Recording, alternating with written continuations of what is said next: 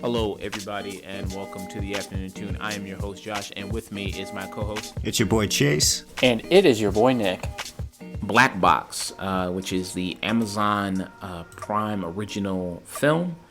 In the film, it follows a man who got into a car accident and lost his wife, and then after he got into a car accident, it severely affected his mind. He had severe brain injuries.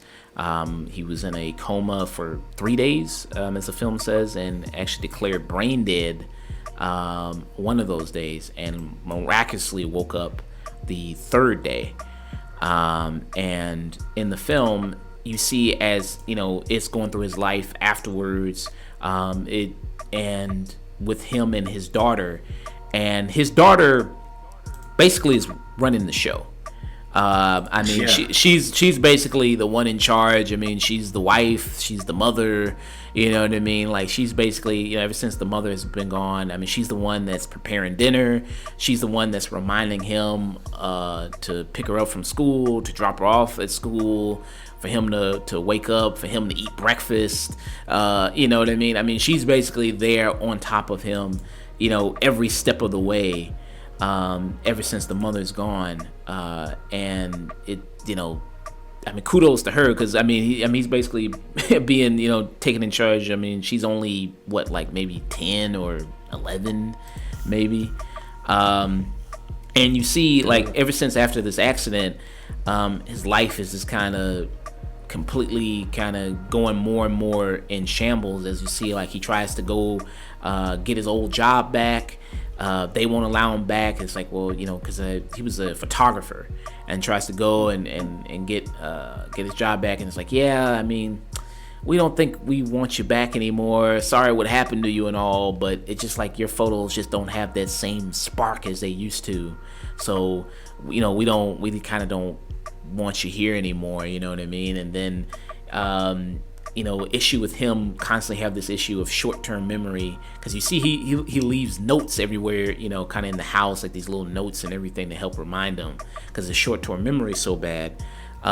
He keeps forgetting. Sometimes he forgets to pick up his little girl from school, and one time he forgets again, and this is the third time he's done it, and then a teacher comes, she drops him off at the house and says okay, if this happens again, I'm going to have to do something. I'm going to have to call child services about this if this keeps happening again, which, really leads him to really, seek help, especially when he sees a TED Talk on television, which is done by Felicia Rashad, who's this doctor who says, she's this leading person who can help people who suffered brain damage.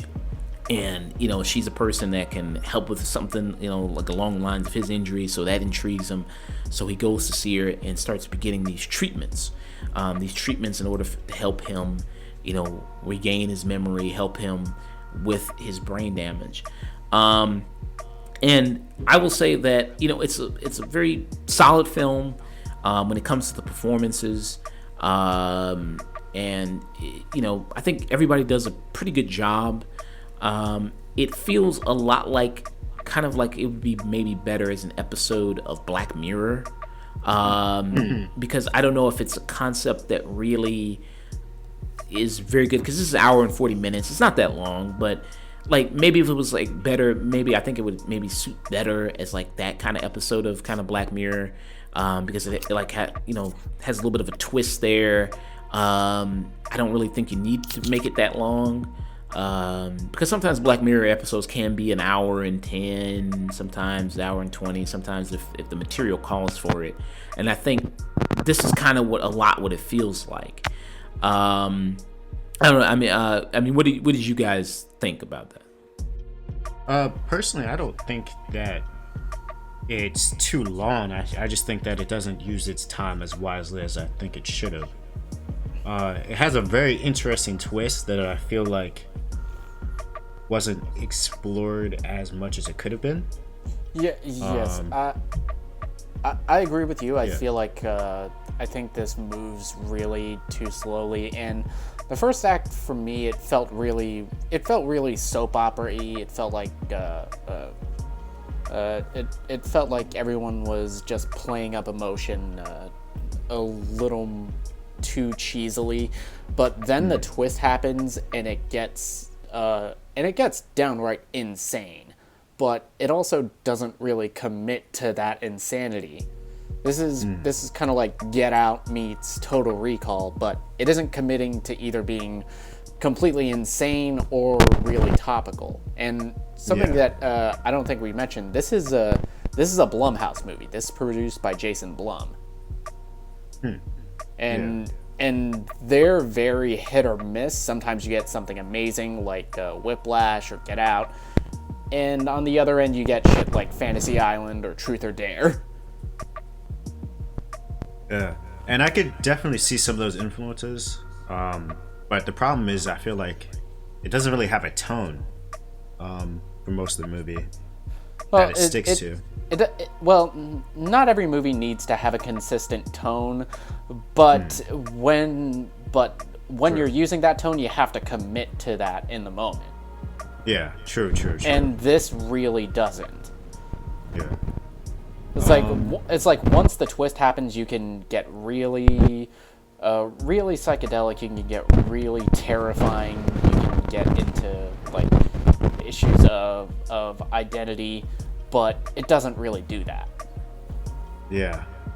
That twist. I feel like if they had committed at least 20 more minutes to that twist, in terms of his struggle of identity, I felt like it could have been better off for it.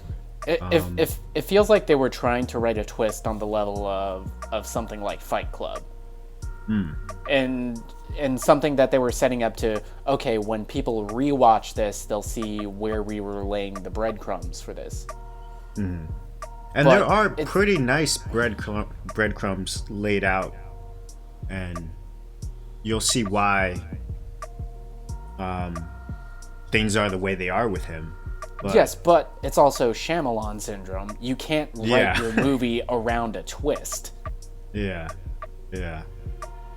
There's not enough character struggle after the twist, and there's not enough character struggle before it, aside from him just losing his memory. To your point, Chase, saying like when the twist happens, there's just not enough time spent with it to really, explore it enough to make it that interesting, or them to do enough with it or play around with it. It did probably need a little bit more time to really explore those themes. I also think that's go ahead. I'm not. I mean, granted, low key kind of plug-in. That's a twist that I'm actually working on right now in terms of writing.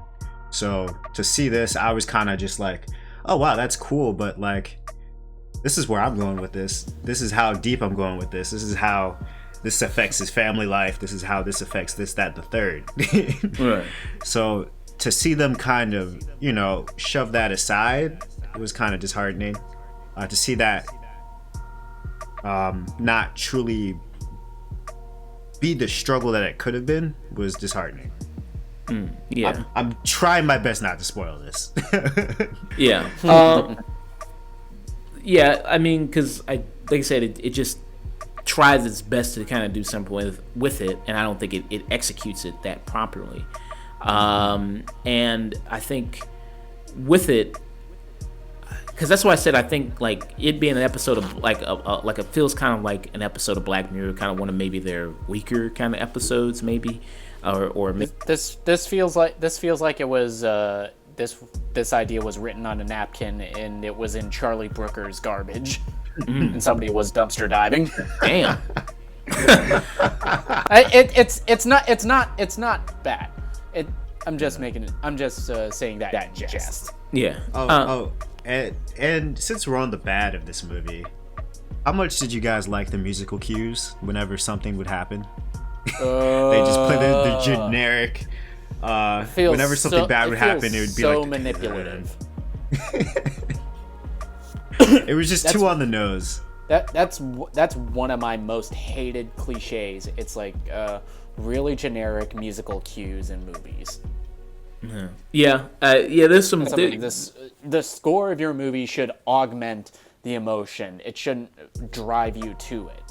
Yeah.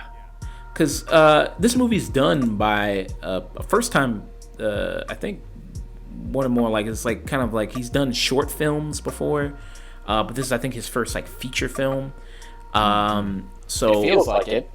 yeah. So I mean, I think looking at this film, there's some good things in it that I think he could take and he could apply to other elements. Because the whole thing of when he actually goes into treatment with Felicia Rashad, and the main lead actor in this, his name is let's see, Mamadou Athi. Yeah, Mamadou Athi. He actually goes into treatment, and like it's the whole thing of going into these memories. I don't know if it was maybe budget constraints, because he only goes to like 3 memories. It's only like three memories he goes to. I mean, it's kind of cool. Right? I mean, this is a Jason Blum movie. You're getting maybe $20. Yeah. you're getting enough money to rent out a couple Airbnbs. Not even. Not even. They snuck in there. So I mean, this whole treatment of talking about, it's like, okay, we're gonna really go into your memories and you're gonna explore these things and fix them and do all this other stuff. It's like he only really goes to 3. It's like 3 kind of things. It's like his wedding day. It's a scene like in an apartment, and then it's a scene. What's the other one? I think the scene at like a room, just like a bedroom or something. So it's only like three memories that you kind of see there. And I mean, some of the effects, of when he kind of goes into these memories, I think they look pretty good.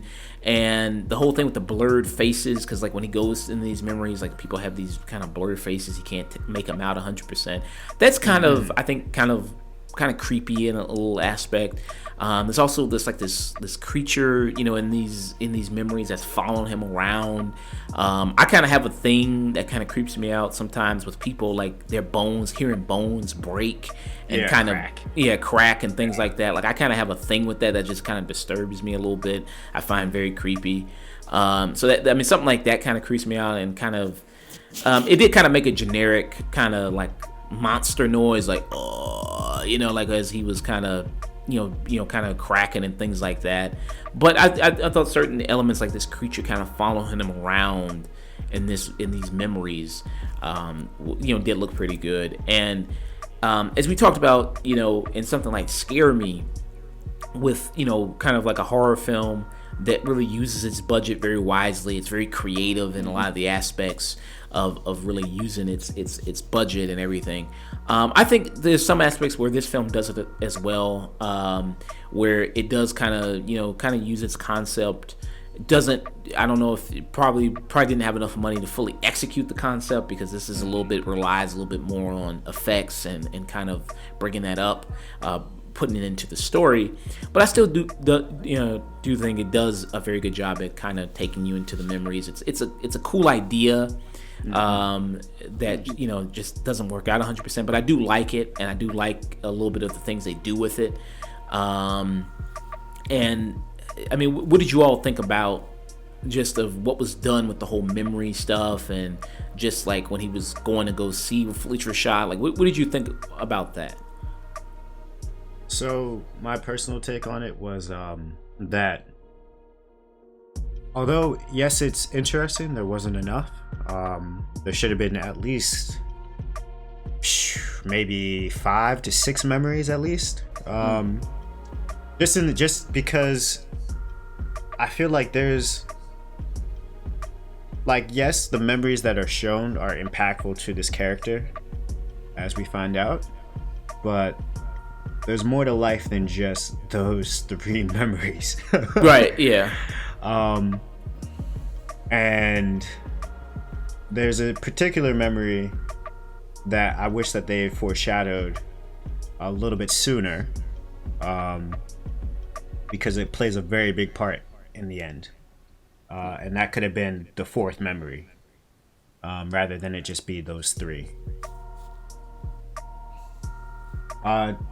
to go back to the effects though, I do think so the blurred face thing, I think that's an interesting take on that, because in dreams they say you don't really see faces, you just see kind of like a blurred image that your mind misconstrues as a person. And some of the faces that you do see, you may have seen subconsciously, just in passing, which I think is cool. They could have played with that. But the monster, I like the cracking bones effect. I like the contortionist sort of walk that it does. Like you said, I'm not a big fan of the growl, but it works. Like I was disturbed. You know. How about you, Nick? I feel like watching this movie, I could feel the movies that inspired this. Like the contortionist, the cracking, even the growl. I was feeling like the original Ju-on. This movie's like heavily inspired by Total Recall and Get Out. But yeah, going back to like last week, what scared me is like you can use cliches and wear your influences on your sleeve, but you have to do something interesting with them. This has a great premise, but it doesn't really execute it all that well. The performances in this, I think, are fantastic. Mamadou Ati, I think, is the lead in this. I think he's giving a really great performance, especially once the twist happens and he has to do something other than what he was doing with his character prior to that happening. And I think Felicia Rashad is great in this. I also really like the actress playing his daughter. She's playing that cliche of the really precocious kid in a sci-fi horror movie, but it never really felt annoying. It felt really genuine and realistic for this story. For me, she was kind of carrying the first act. I'm not gonna lie. What did you think about his doctor friend, Toshin? His uncle, brother. That was his His brother. brother? I thought that was just his friend. I think it was like a friend. They don't really say who he is. Okay. Because I remember the daughter saying that's her uncle, so I was just like, is that his brother? I mean, I've had Family friends that I still call uncle. So. Yeah, so do I. Could also be like a godfather type of thing where, you know, like I call my godfather uncle. Well, I feel like most people do. They don't just call him godfather. It's like, what are you doing, godfather? Yeah, I thought. What did you think about him? The actor who played his father. I mean, his brother. I mean, his friend or whatever the fuck he is. His brother friend. I think he's giving a good performance. I just wish we spent more time with him, because a lot of the more reality bending stuff that goes on, he becomes very much the sounding board for Nolan, which is the lead's character's name. And I just wish we could spend more time with him, because we're shown memories that may or may not be real, and he is supposed to be our sounding board, and he's supposed to like question, all right, are we dealing with an unreliable narrator in this movie? But he's not around enough for that doubt to really set in before the twist happens. Maybe what they could have done was, you know, since this is a transitional period for the main character's life, he might have had to have moved in with his friend for the time being, and maybe that could have solved the problem. So it's more so they're in the same vicinity now, rather than two houses apart and many jobs apart. So, final rating? I give it. I think I'll just. I can't give it anything higher than a 5. It's just. There's some good things about it, but there's a lot of cheesiness with it, with the music cues. Some of the sound design is a little bit cheesy. The effects are solid. The twist could have been spent a lot more time on. And I feel like some of the characters could have used a little bit more development, but it's not terrible. It's just average. It's mid. So it's a 5. Yeah. A 5. Okay. Nick? Yeah, with most Blumhouse movies, sometimes they hit and they're amazing, and you get stuff like Get Out, Whiplash, the sequel to Halloween, I should say. And sometimes you get shit like Paranormal Activity, or Truth or Dare, or Fantasy Island, or the remake of Black Christmas. This falls somewhere kind of in the middle. Nothing is outright bad in this. Like performances are really good. The concept itself is really, it's an interesting idea, but nothing is executed to live up to its potential. I feel like this should have been maybe shorter, or done like as a Black Mirror episode, because once the twist happens, there's still like 40 minutes left in the movie, and it doesn't really feel impactful. So I think this is, I agree with you, Chase. I feel like I can't give this anything higher than 5 out of 10. It's not terrible, and it's worth a watch, and I'd be curious to see what this director does next. But he definitely has a lot of kinks to work out, and this definitely feels like a first full-time feature. Yeah. Oh, you know what I really hated? The ending is a sequel bait, dog. Yeah. Oh yeah. I can't with that. That was strange. I didn't understand that. Like, yeah, this is not the movie to do a trilogy off of. I didn't get that, but you could barely do a full-length movie with it. So no. Put that away, dog. Yeah. Keep that. Yeah, I didn't understand. I was like, why are you trying to, like, what is this? I didn't really understand that, like, trying to plan for a sequel or something like that. I was like, okay, I didn't really get that. But to just follow up with what both of you all said. Yeah, I think it's a solid film. It's like I said, it's pretty just average. It's okay. Definitely feels like a film made by kind of like a first-time director. Interested to see what he does next, with his next project. Interested to see, because I think there's some good concepts, good ideas, good vision that I can see later applied to other films. So I will be kind of looking out to see what he does next. I think it's, a nice movie, like I said, decent enough to just watch it home. It's on Amazon Prime. Just perfect, decent little thing to kind of see at home.